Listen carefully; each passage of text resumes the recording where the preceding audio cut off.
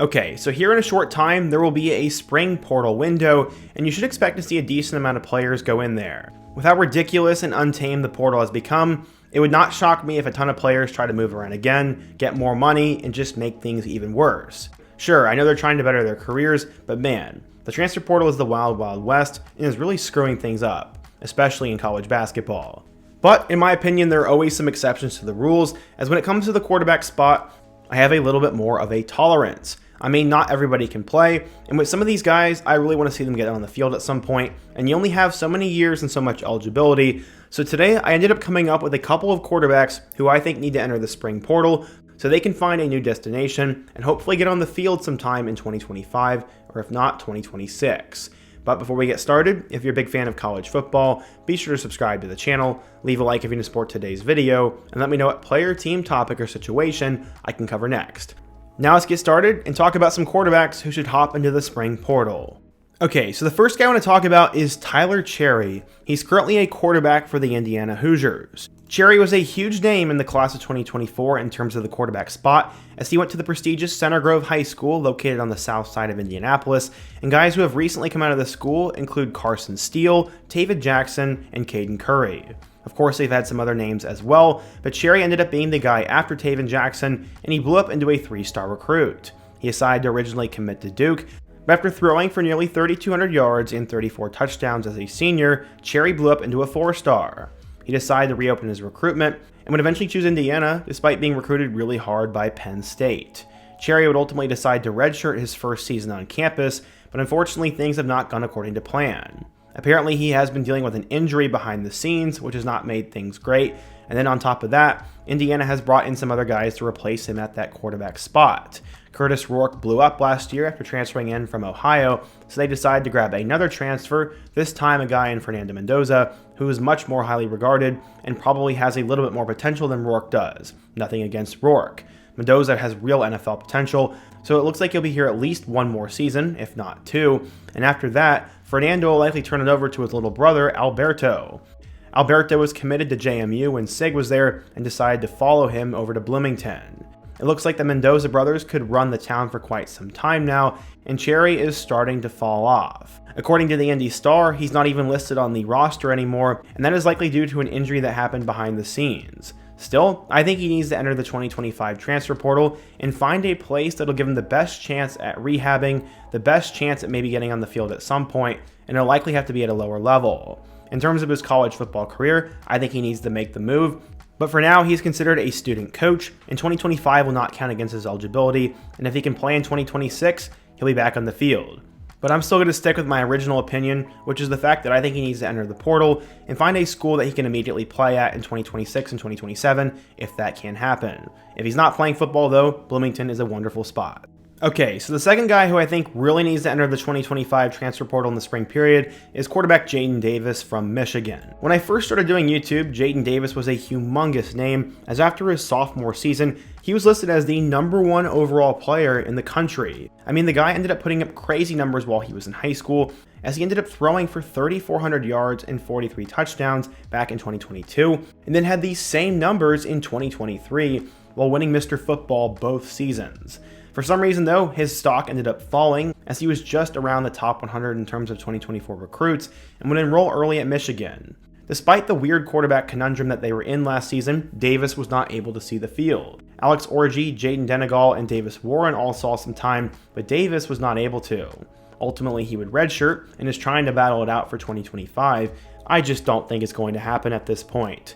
They brought in the #1 recruit in the country, Bryce Underwood, and essentially gave him a gold mine to come there, and with his potential and how well he's been playing in the spring, there's no reason why Underwood will not be playing this fall, and at minimum won't be playing at least 2 to 3 years if he decides to stay there and has success. I think the only thing that keeps Underwood off the field is an injury, but if that happens, I think they already have their backup plan in Mikey Keene, who spent a couple of years at both UCF and Fresno State before making the move to Ann Arbor.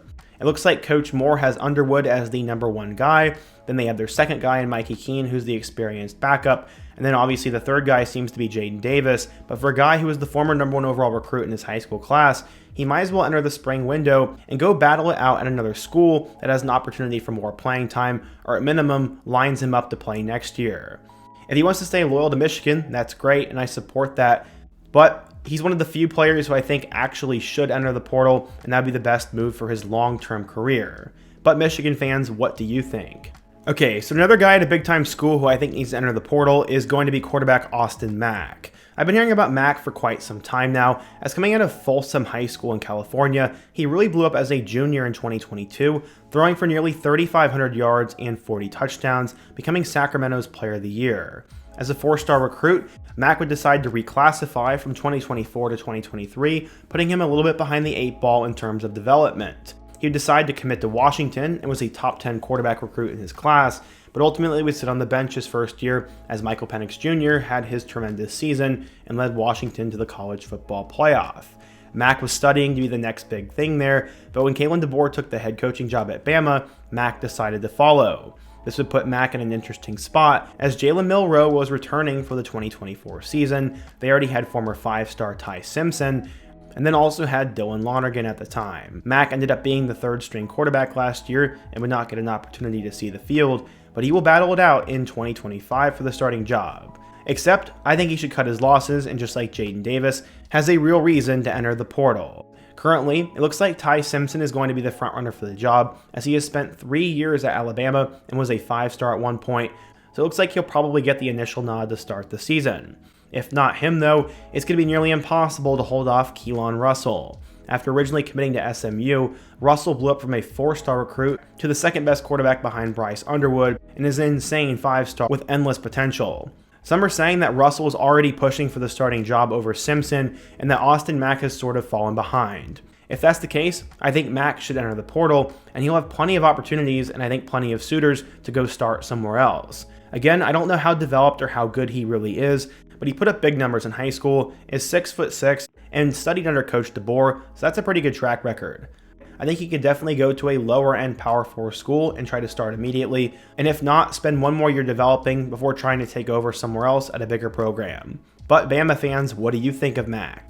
A couple of weeks ago, I did a spotlight on Notre Dame's quarterback room, and it made me believe that Kenny Minchey needs to go ahead and enter the portal and find a new school. The Fighting Irish have had a plethora of transfers over the last couple of years, with guys like Jack Cohn, Sam Hartman, and most recently Riley Leonard. But behind the scenes, Notre Dame was also recruiting players out of high school, as they originally got Steve Angeli, a 4-star, got CJ Carr, and then have true freshman Blake Hebert. All these guys were very highly touted, just like Kenny Minchey was. Coming out of Pope John Paul II High School in Tennessee, Minchey would blow up his junior season, as he had over 5,000 yards and 53 touchdowns in his career. After originally being committed to Pitt, he would decide to flip to Notre Dame in the class of 2024. He would decide to flip to Notre Dame, but Minchey has not been able to get on the field so far in his 2 seasons. Some say he doesn't exactly fit the system, and he's also losing out in terms of seniority, as Steve Angeli has been waiting longer, and many believe CJ Carr has much higher upside, and you want to prevent him from entering the portal, so many believe the battle will really come down to CJ and Steve, and Minchey's sort of the guy who'll be left behind.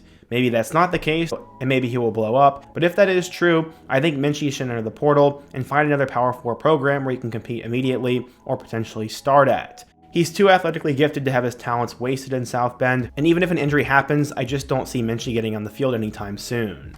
Okay, so the 5th guy I want to talk about is Lincoln Kienholz over at Ohio State. This guy was absolutely awesome, as coming out of TF Riggs High School in Pierce, South Dakota, he was one of those dudes who absolutely blew up. He threw for 3,500 yards and 46 touchdowns as a senior, while also running for 1,400 more and 24 scores. He had the most passing yards in South Dakota high school football history, and originally committed to play for Washington under Kalen DeBoer before flipping at the last moment to go to Ohio State. Kienholz was absolutely awesome and was a 4-star player, and actually got an opportunity to play in 2023, as Kyle McCord had transferred out and Devin Brown got hurt, so he had to show up and play against Mizzou in the Cotton Bowl. Sadly, Lincoln was really behind in that game and did not look ready, and now as 1 more year has passed, there's really no chance that he gets on the field in my opinion. They just brought in Julian Sayin, a 5-star transfer from Alabama who sat out last year, and he's projected to be the guy. If that doesn't work out, then they already have a 5-star recruit in Tavian St. Clair. Both of those guys are considered future NFL prospects and future superstars in college football, and Kienholz is now in his 3rd season and is falling behind. He's likely going to be the guy 3rd on the depth chart holding the clipboard, And honestly, I think he should follow the same path as Devin Brown. Sure, Devin Brown was a 4-star recruit, but he saw the writing on the wall and transferred over to Cal, where he will battle it out with JWS for the starting job. Kienholz should do the same thing and find another Power 4 program that will give him an opportunity to start, or at minimum, compete. I don't see any future for him at Ohio State, but again, what the heck do I know? Ohio State fans, what do you think of Lincoln Kienholz? Last but not least, we get to talk about Austin Novosad in the Oregon quarterback room. Austin Novosad had one of the more interesting stories in the class of 2023, as coming out of Dripping Springs High School, he would originally decide to commit to Baylor. But after an incredible senior season, Novosad would absolutely skyrocket and go from a 3-star to a 4-star, and schools from all over the country were trying to flip him. I know Ohio State almost got him, but Novosad would ultimately decide to flip to Oregon. I mean, the guy put up crazy numbers while he was in high school, as he was a finalist for Mr. Texas Football Player of the Year after having 3,000 yards and 39 touchdowns with just 5 picks. Novosad arrived with a tremendous amount of hype at Oregon, but would already be stuck behind guys like Bo Nix and eventually Dillon Gabriel. They also brought in former 5-star Dante Moore last year, so Novosad would have his work cut out for him if he wanted to make the roster. That's why ultimately I think he should just enter the portal and find another school already.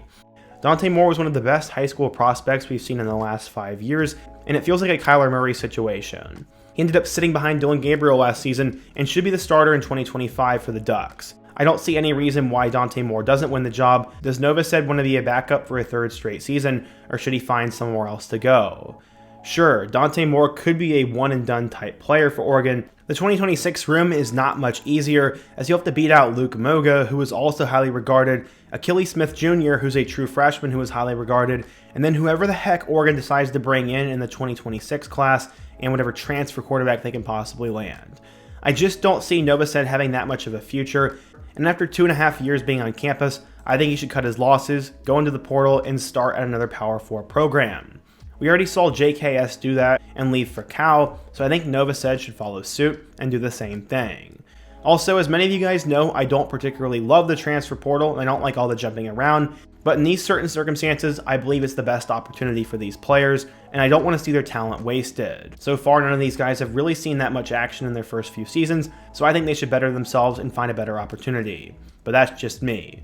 What do you guys think though? If you're a fan of any of these 6 quarterbacks or 6 schools, do you think these guys should transfer? And if I do a part 2, who should I talk about next? Be sure to let me know down below, leave a like if you want to support today's video, subscribe if you're new, and check out more of the videos on the end screen.